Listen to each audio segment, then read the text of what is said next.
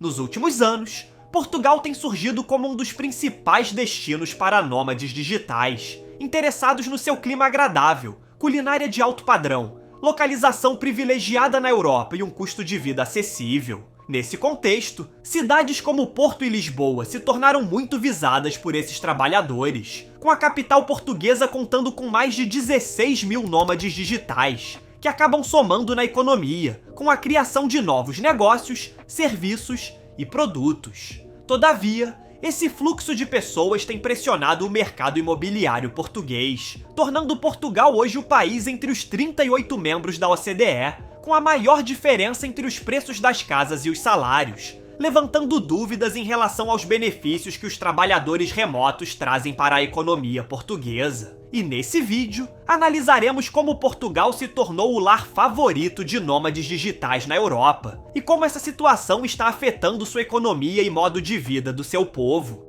Antes de esclarecermos os impactos do nomadismo digital na economia portuguesa e como esse aspecto está se tornando uma nova tendência de imigração para o país, devemos primeiro compreender como o nomadismo digital se tornou tão popular ao ponto de afetar o estilo de vida da nação e estar levando muitos países a criarem políticas que atraíam esse tipo de pessoa. Em primeiro lugar, é fato que o surgimento do nomadismo digital está completamente relacionado com o avanço da tecnologia, seguido da popularização da internet em todo o mundo, principalmente durante a primeira década do século XX. Ainda assim, essa questão não tem sido o único ponto a ser levado em consideração para que milhares de pessoas busquem o trabalho remoto como primeira opção, embora tenha dado o impulso necessário para a aceitação internacional desse estilo de vida. Nos últimos 20 anos, a adesão a um estilo de vida mais flexível e que possa proporcionar experiências únicas tem sido almejado por muitas pessoas, tanto que no ano de 2021, segundo o relatório divulgado pela empresa americana de gestão de experiência Qualtrics, observou que 80% dos trabalhadores globais entrevistados afirmaram que iriam optar por um emprego que os permitisse viver em qualquer lugar caso tivessem oportunidade. Outro ponto importante está vinculado aos benefícios que os nômades digitais proporcionam, pois agregam para muitas empresas mão de obra acessível, qualificada e dinâmica. Corporações como a Amazon, Google e Adobe estão inseridas na corrida mundial, recrutando ativamente funcionários internacionais, algo que se tornou uma tendência em todas as nações no ano de 2020, devido à crise da pandemia e à interrupção de grande parte dos serviços presenciais, forçando a adoção do home office por muitas empresas, triplicando o trabalho remoto em comparação aos níveis pré-pandemia. Hoje, estimativas apontam que 16% das empresas mundiais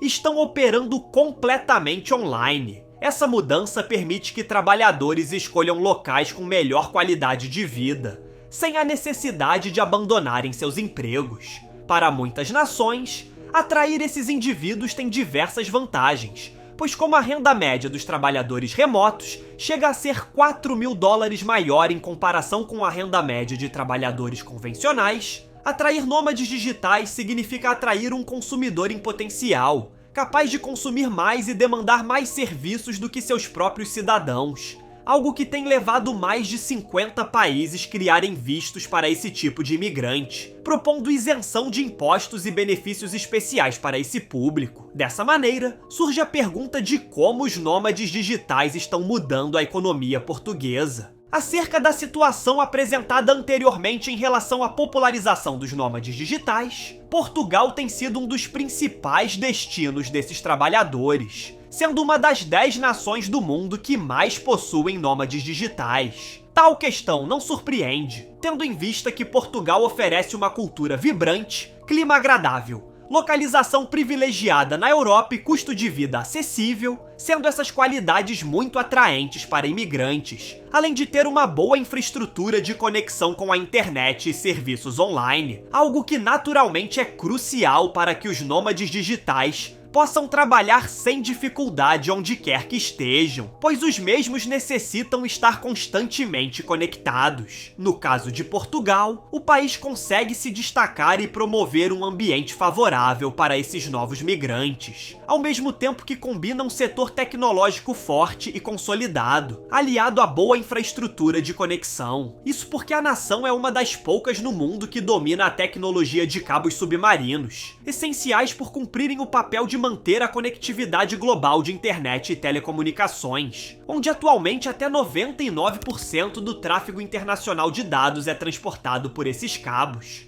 Dessa forma, graças à sua posição geográfica privilegiada no sudoeste europeu, o país acaba servindo de âncora para muitos dos cabos submarinos atualmente em operação, e que ligam a Europa aos continentes americano e africano. Ao todo, Portugal detém 11 cabos submarinos, com previsão de que até 2026 esse número aumente para 14, em razão dos esforços da nação em expandir esse setor. Nas últimas semanas, o país recebeu a ligação com o Cabo 2 África, desenvolvido por gigantes do setor como a Vodafone e a Alcatel Submarine Networks. Esse projeto é considerado o maior cabo de fibra óptica do mundo, com 45 mil quilômetros de extensão, capaz de conectar simultaneamente mais de 30 países e 3 bilhões de pessoas. Além disso, a nação ainda será beneficiada com o sistema de cabos submarinos nuvem do Google, conectando-se ao Reino Unido, Barbados e aos Estados Unidos.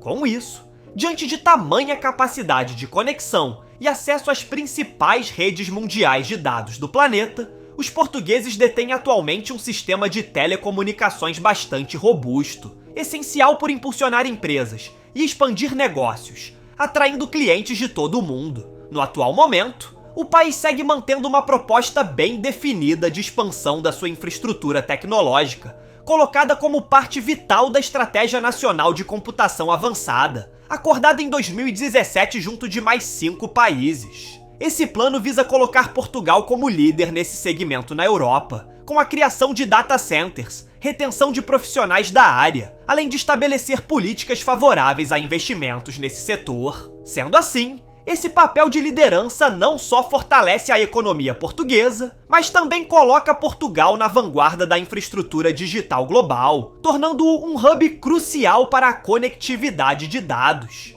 Em virtude disso, empresas estão investindo no país, como é o caso do fundo de investimento americano Davidson Kempner e do britânico Pioneer Point, que irão investir juntos 4,2 bilhões de dólares para construir um dos maiores data centers da Europa na cidade de Sines, a cerca de 150 quilômetros da capital portuguesa. Essa questão, somada ao ecossistema vibrante de Lisboa, acaba fornecendo à cidade o apelido de Vale do Silício Europeu, justamente pelo seu rápido crescimento como um centro de empreendedorismo e hub tecnológico, conseguindo reunir desde empresários, freelancers, trabalhadores remotos de diversas áreas e lugares, propiciando o desenvolvimento de espaços de coworking e trabalho coletivo. Esses fatores somados fazem de Lisboa um dos principais clusters de empreendedorismo europeu em ascensão, com empresas como a Amazon, Microsoft, Fujitsu, Siemens e Cloudflare, mantendo a cidade como uma de suas bases de operações na Europa. Consequentemente, não surpreende que Portugal seja considerado o 9º país mais visitado por nômades digitais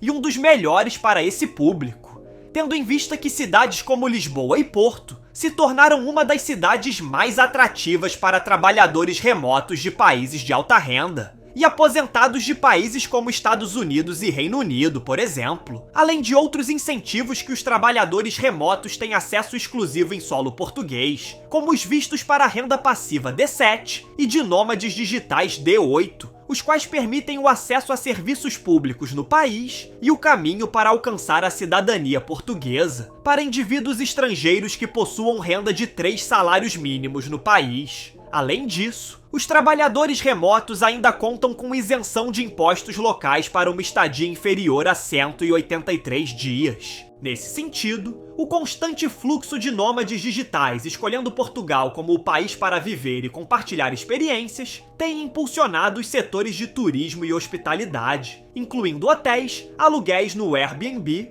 e operadores turísticos locais. Porém, também vale citar que essa questão tem impactado o custo de vida, tendo em vista que a renda da população local não consegue competir com a renda desses imigrantes, levando a uma economia dividida e que acaba jogando os preços para cima. Tal questão incide diretamente no sistema habitacional do país, que enfrenta desafios como o aumento nos preços de imóveis e aluguéis, onde Portugal sofre com uma oferta estruturalmente escassa de casas para venda, somado ao fato do país ser o quarto destino mais procurado no momento, com 30 milhões de turistas visitando a nação ao longo de 2023, intensificando ainda mais o problema da escassa oferta de moradias e aluguéis. Apenas entre 2019 e 2023, o preço médio de uma propriedade em Lisboa subiu 50%, tornando Portugal hoje o país entre os 38 membros da OCDE com a maior diferença entre os preços das casas e os salários.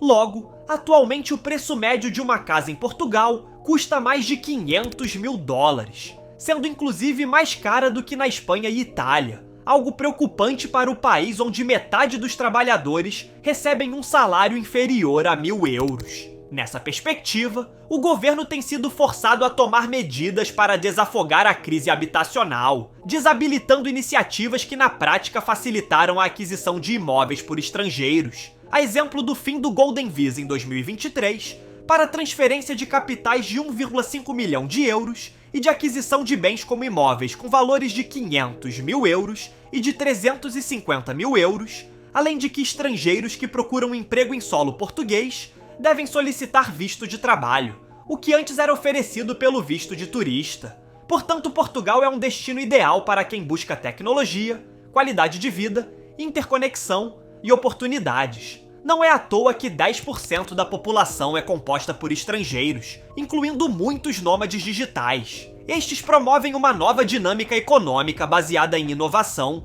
e empreendedorismo, impulsionando startups e pequenas empresas. No entanto, desafios como a acessibilidade econômica e limitações de infraestrutura podem dificultar esse processo. Logo, é crucial que o governo trabalhe para aliviar a crise habitacional, promover uma economia diversificada e implementar políticas residenciais inclusivas, evitando a dispersão desse importante público, para que o país prospere no futuro. Muito obrigado a você que chegou até aqui. Se possível, comente abaixo o próximo tema que você deseja ver aqui no canal. Além disso, curta o vídeo, se inscreva e compartilhe o conteúdo com seus amigos. Agradeço novamente pela sua audiência e até o próximo vídeo.